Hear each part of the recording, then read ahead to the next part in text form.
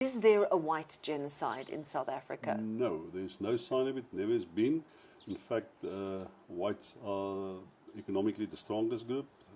They benefited from democracy more than anybody else. 64% of all boardrooms in South Africa are still white. The average income of white South Africans are vastly higher than black South Africans. No. They have better schools, they have better education, they have private health care. This is the land of milk and honey if you're white.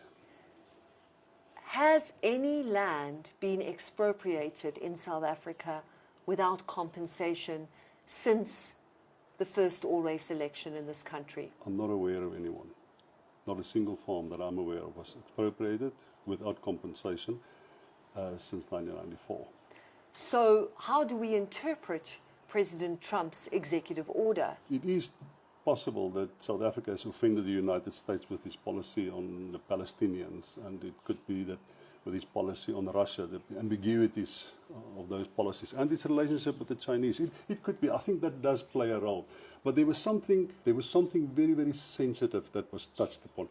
And in South Africa, right-wing groups, so-called civil society groups, we know that they have access to the Trump administration because they claim that. And if you listen to what Trump has said, it corresponds exactly with the genocide narrative that they sell and that they market, and that whites are victims of the democratic system and the constitution in South Africa and legislation.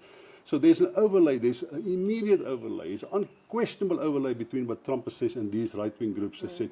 So I'm afraid I have to believe them when they say they have direct access to the Trump administration, and we see it in what Trump has been doing.